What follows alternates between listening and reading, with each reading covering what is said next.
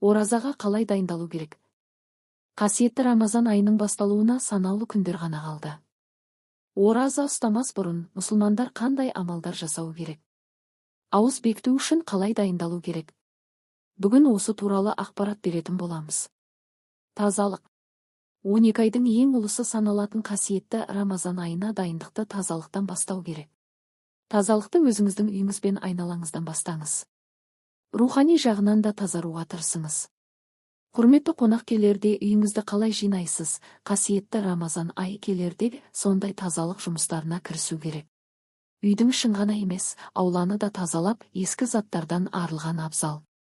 Құрылыс, әктеу, сырлау жұмыстарында Рамазан айына дейін аяқтағаныңыз дұрыс. Дәрет алу. Рамазан айында дәретпен жүру керек. Егер бұрын мұндай әдетіңіз болмаса, дәрет алу әдебін қазірден бастап үйренгеніңіз жөн.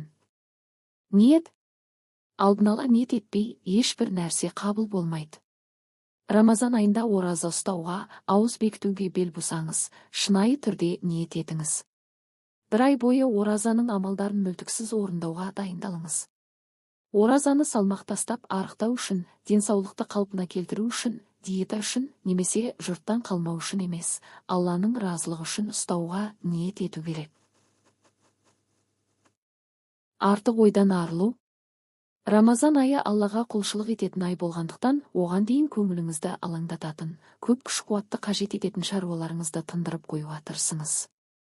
Адамдар мен оқиғалар туралы жаман ойламауға, жаныңызды тыныштықта сақтауға тырысыңыз. Өкпе, реніш, ашу дегенді ойдан шығарып, жан дүниеңізді тазалаңыз. Сананы артық ойдан арылтып, арыңызды мазалап жүрген іс-әрекеттер болса, алдын ала әрекет жасаңыз. Уақытты үнемдеу. Кітап, Құран. Құран, мафтият, кез.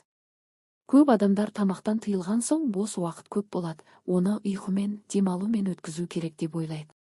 Бұл қате пікір. Рамазан айы адамның нәпсісін тыюға, өз-өзін дамытуына таптырмайтын уақыт.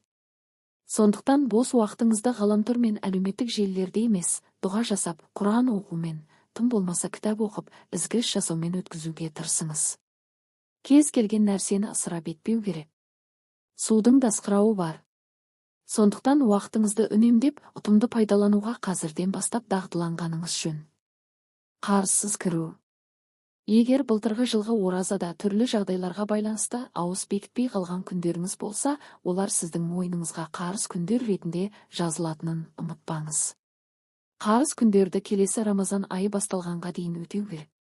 Егер қарыз күндеріңіз болса, ораза басталмай тұрып, ауыз бекіту әдебі бойынша өтеп тастаңыз. Ауыз бекітуге дайындық.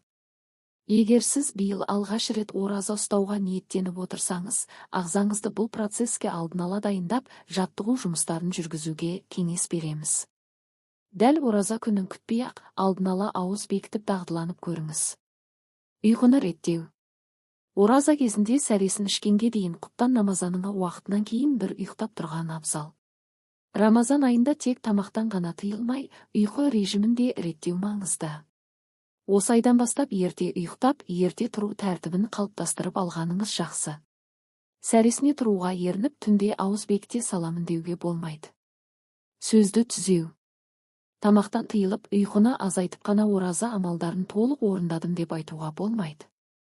Қасиетті Рамазан айында тек дүние жағынан ғана емес, рухани жағынан да, тәрбие жағынан да түзелу керек. Аузы берік адамға жаман сөз айтуға, адамдармен ұрсысып, ренжісуге, балғаттауға, өсек айтуға болмайды. Ауыздың беріктігі тек тамақпен ғана емес, сөзбен де есептелетінін ұмытпаңыз. Ас мәзірі. Ауызашар, ифтар. Ораза ұстаған адамды ауызашарға шақыру, сауап. Кейбір адамдар оразаны аштық деп түсінеді, ауызашарға тонналап тамақ алып дайындалады. Оразаға дайындығын қалай дегендерге, тоңазытқышты тәтті дәмдімен толтырып қойдым деп жауап беретіндер де кездесіп жатады. Ауызашарды үлкен мереке, той қылып өткізетін қазақтардың тойшылдығы әлі де болса азаймай тұр. Ауызашардағы ас мәзірінен газдалған сусын, тым майлы, ашы тағам түрлерін алып тастаңыз. Оның орнына құнарлы, пайдалы тағамдар тізімін көбейтіңіз. Сіз маған тіркелсеңіз өкінбейсіз. Мен тек пайдалы және керемет ақпараттар айтатын боламын. Сізге тағы қандай ақпарат керек комментарийге жаза кетіңіз. Мен оқып жауап беремін.